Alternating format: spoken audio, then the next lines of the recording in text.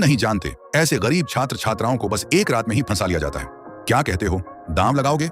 अमीर घर का लड़का अपने दोस्तों के साथ शर्त लगाता है और 1 महीने के अंदर उस गरीब लड़की को अपने प्यार में फंसाने की बात करता है। वह लड़का यूं ही टाइम पास के लिए अपने दोस्तों से शर्त लगाता है कि 1 महीने में उस लड़की को पालेगा, लेकिन लड़की को पहले से ही सब समझ आ चुका होता है और वह तय कर लेती है कि अब खेल वह खेलेगी और उन्हें सबक सिखाएगी। उस दिन के बाद से लड़का बार बार लड़की के आसपास देखने लगता है ताकि उसका ध्यान खींच सके।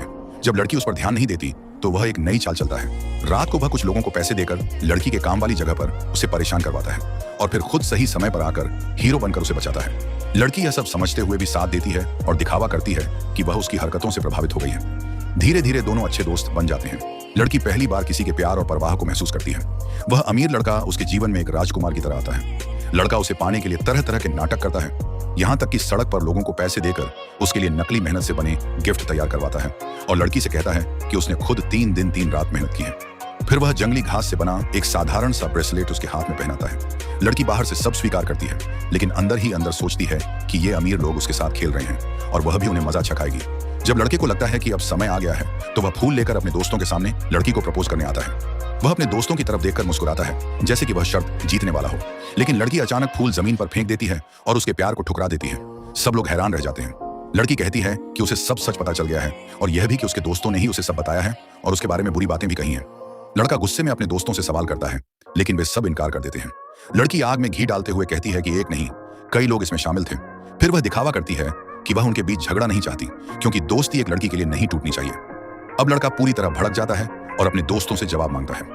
इस मौके का फायदा उठाकर लड़की वहां से चुपचाप निकल जाती है, लेकिन बाद में लड़के का एक दोस्त उसे ढूंढ लेता है और कहता है कि वह जाकर सच्चाई बता दे।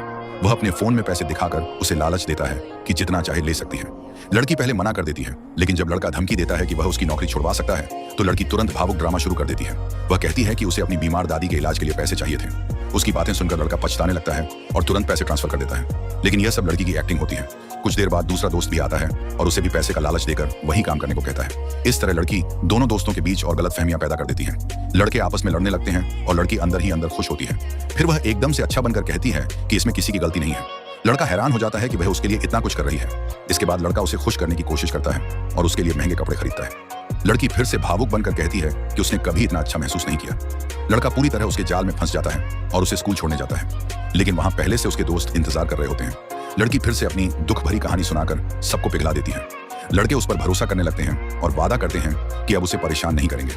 अगले दिन लड़का ढेर सारे गिफ्ट लेकर उसके हॉस्टल पहुंचता है और माफी मांगता है। लड़की अपनी खुशी छुपाने के लिए बीमार होने का नाटक करती है। तभी एक दोस्त वहां पहुंच जाता है और लड़की तुरंत बेहोश होने का नाटक करती है। लड़का गुस्से में अपने दोस्त को पीट देता है और कहता है कि वह लड़की से दूर रहे। दोनों दोस्त आपस में लड़ने लगते हैं और लड़की यह सब देखकर अंदर ही अंदर खुश होती है। तभी एक और लड़का वहां आता है और दोनों तुरंत लड़ाई रोककर लड़की की रक्षा करने लगते हैं।